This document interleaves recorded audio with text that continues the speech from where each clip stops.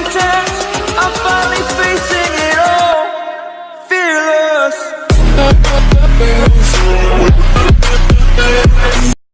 5 wisata religi di Banten yang anti mainstream.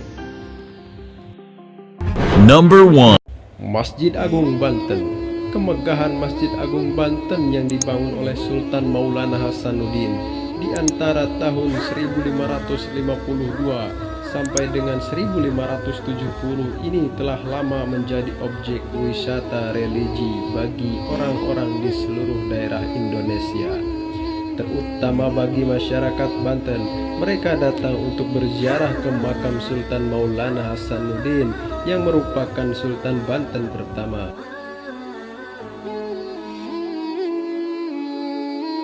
Hampir setiap hari di masjid ini selalu ada saja peziarah yang datang ke makam Sultan Maulana Hasanuddin dan keluarganya. Apalagi saat weekend, akan lebih banyak lagi setelah berziarah. Kamu juga bisa sekalian bersantai di sekeliling masjid yang sudah dilengkapi dengan payung-payung besar seperti di Masjid Nabawi dan Mekah.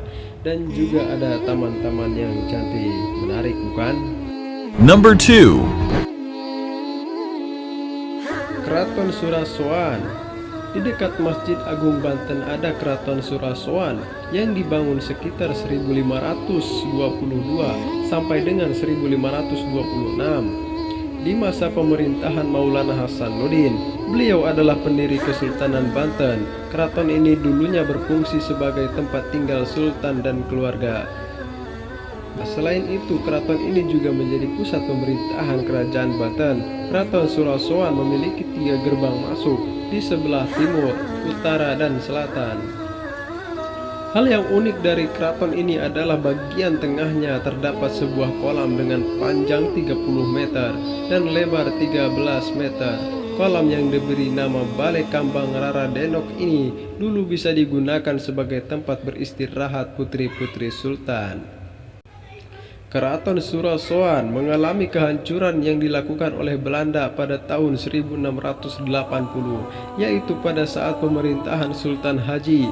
Keraton ini kemudian dibangun kembali dengan dinding berupa benteng setinggi 2 meter dengan lebar 5 meter agar dapat memperkecil dampak serangan Belanda. Number 3. Museum Situs Kepurbakalaan Banten masih dalam satu wilayah di Banten. Di depan Keraton Surasoan ada Museum Situs Kepurbakalaan Banten. Di bagian depan museum ada meriam Ki Amuk yang merupakan pemberian Sultan Teranggana kepada penguasa Banten baru sebagai tanda penghargaan atas hasil yang telah dicapai.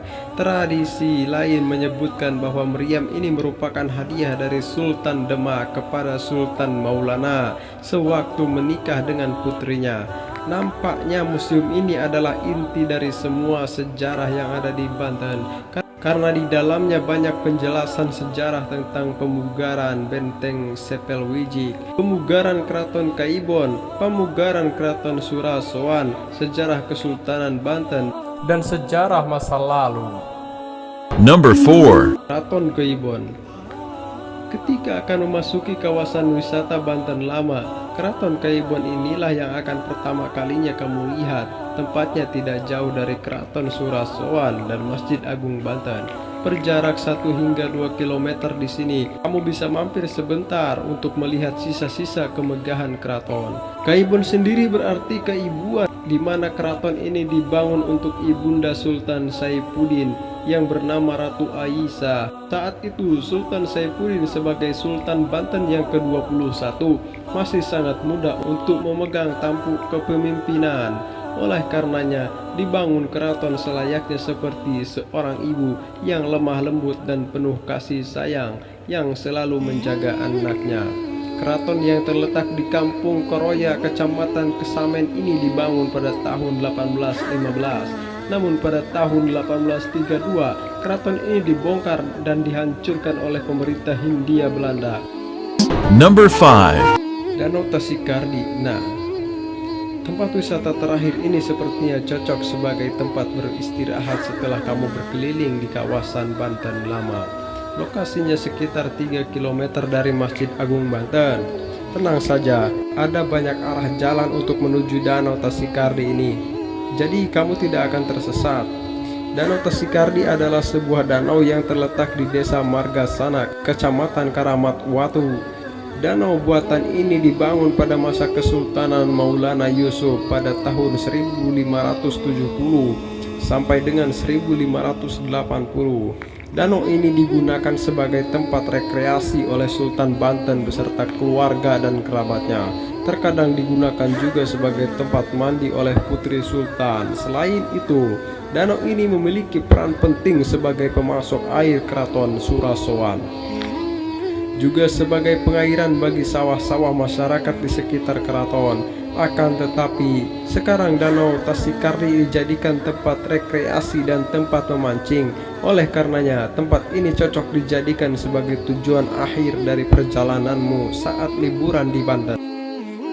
Nah, itu dia 5 tempat wisata religi yang ada di Banten yang wajib kamu kunjungi ketika kamu berada di Banten. Selain untuk liburan, kamu juga bisa belajar sejarah di dalamnya. Assalamualaikum warahmatullahi wabarakatuh.